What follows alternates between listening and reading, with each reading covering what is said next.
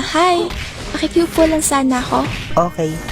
Teka miss. Wala ka naman balak maglasing, di ba? Kala ko ba makikiupo ka lang? Bakit may mga alak? Dito na lang pala. Okay lang naman, di ba? Hoy miss, hindi kita kilala. Hindi rin naman kita kilala eh. At mukha ka rin namang mabait. Nag-iisa ka lang din naman, di ba? Oo, May girlfriend? wala. Okay, good. May lighter ka ba dyan?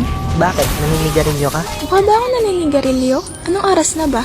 11:25 PM. May oras pa. Nasaan na? Oh, Thanks. cupcake. Pagawin mo dyan. Ano ba sa tingin mo? Yan.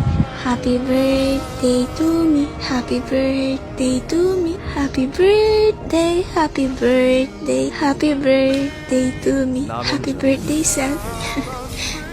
Cheers. Happy birthday. Thank you.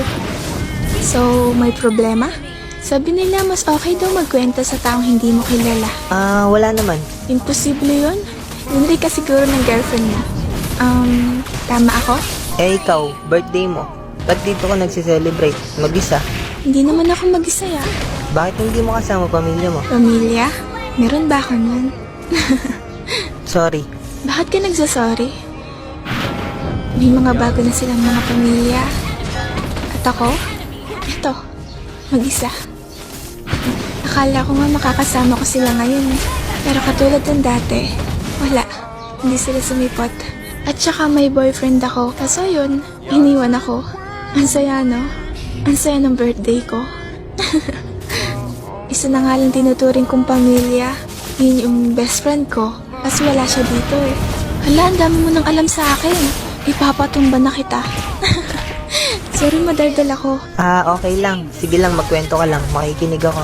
Pero okay ka lang ba? I mean, ang hirap kaya mag-isa. Buti nakakaya mo. Oo naman, kaya pa. Kinakaya.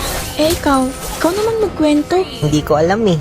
Pero alam mo ba yung taong pinagkakatiwalaan ko at yung taong sobrang mahal ko? Niloko ako. Best friend ko at girlfriend ko. Matagal na pala silang may relasyon. Hanggang isang araw, kita ko sila. Nag-uusap. Hindi ko naman intention na marinig kung ano yung pinag-uusapan nila. Pero kasi parang may mali eh.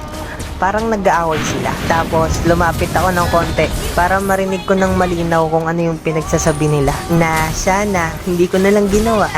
Ang sakit lang marinig na yung taong mahal mo pinagsabi ng mahal kita.